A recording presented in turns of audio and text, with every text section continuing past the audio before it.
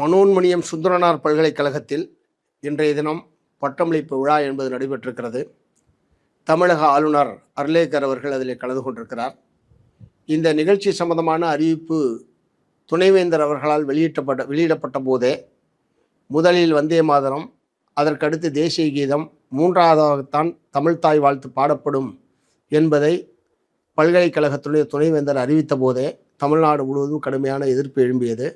Marxist communist கட்சியின் சார்பிலும் கடுமையான கண்டனத்தை நாங்கள் வெளிப்படுத்தினோம். ஏனென்றால் நீராறும் கடல் உடுத்த என்கிற இந்த தமிழ் வாழ்த்து பாடல் என்பது இயற்றியவரே மனோன்மணியம் சுந்தரம்பிள்ளை அவர்கள்தான்.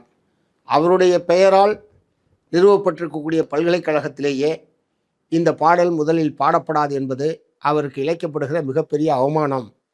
ஆகவே இதை மாற்ற வேண்டும். தமிழ்நாட்டில் நடக்கக்கூடிய நிகழ்ச்சி என்கிற முறையில் தமிழ்த்தாய் வாழ்த்து என்பதை முதலில் பாடப்பட வேண்டும் என்று வற்புறுத்தினோம்.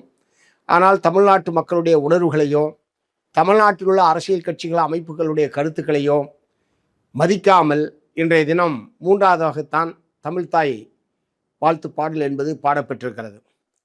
இது வன்மையான கண்டனத்துக்குரியது.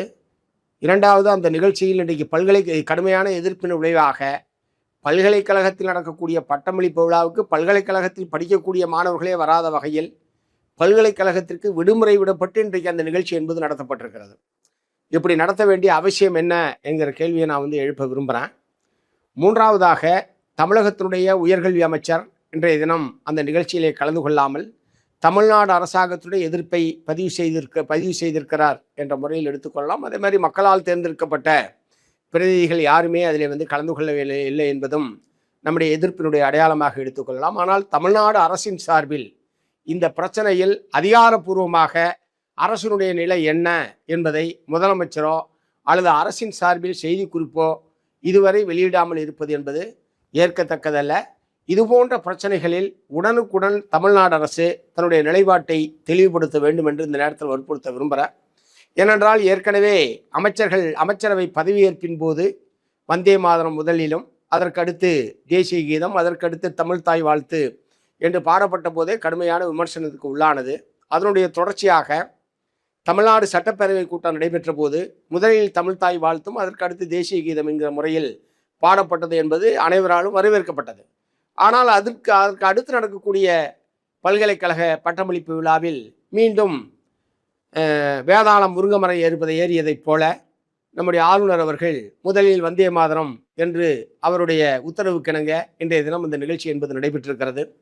குறிப்பாக வந்தே மாதரம் பாடல் தேசிய பாடலா என்பது சம்பந்தமாக விடுதலை பெற்ற காலத்திலிருந்து பலமுறை அரசியல் சாசன நிர்ணய சபையிலேயும் அதற்கு பிறகு பல்வேறு கட்டங்களிலும் ஒரு விரிவான விவாதம் என்பது நடத்தப்பட்டு அது முடிவு பெறாமலே போய்விட்டது. ஏனென்று சொன்னால் அந்த பாடலில் உள்ள பல பாராக்கள் இந்திய நாட்டினுடைய அரசியல் சாசனத்துக்கு விரோதமாகவும் இந்திய நாட்டினுடைய ஒருமைப்பாட்டுக்கு குத்தகம் விளைவிக்கக்கூடிய வகையிலேயும் அது இருக்கிற காரணத்தினால் அந்த பாடலை பாடக்கூடாது என்பதுதான் பொதுவாக நாடு முழுவதும் இருக்கக்கூடிய மதச்சார்பற்றம், மதச்சார்பின்மை, தேச ஒற்றுமை போன்றவற்றில் அக்கறை உள்ளவர்களுடைய கருத்து.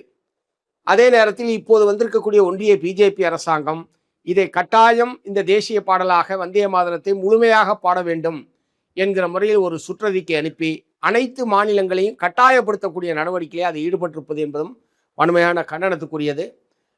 ஆகவே இந்த வந்தே மாதரம் பாடலை பாட வேண்டுமா வேண்டாமா என்பதை மாநிலங்கள் தான் தீர்மானிக்க வேண்டும். ஏனால் அரசியல் சாசனத்துக்கு விரோதமான ஒரு பாடலை பாட வேண்டும் என்று கட்டாயப்படுத்துவதே சட்டவிரோதமானது என்பதை நான் தெரிவிக்க விரும்புகிறேன்.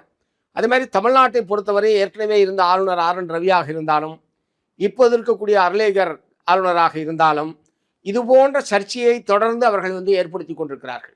ஆகவே தமிழ்நாட்டில் இனிமேல் அரசின் சார்பில் எந்த நிகழ்ச்சி நடந்தாலும், அது பல்கலைக்கழக நிகழ்ச்சியாக இருந்தாலும் வேறு நிகழ்ச்சிகளாக இருந்தாலும் எந்த நிகழ்ச்சியாக இருந்தாலும் தமிழ்த்தாய் வாழ்த்து தான் முதலில் பாடப்பட வேண்டும் என்பதை உறுதிப்படுத்தக்கூடிய வகையில் வரக்கூடிய சட்டமன்ற கூட்டத்தொடரிலேயே ஒரு புதிய சட்டத்தை தமிழ்நாடு அரசாங்கம் இயற்ற வேண்டும் என்று மார்க்சிஸ்ட் கம்யூனிஸ்ட் கட்சியின் சார்பில் நான் வலியுறுத்தி கேட்டுக்கொள்ள விரும்புகிறேன்.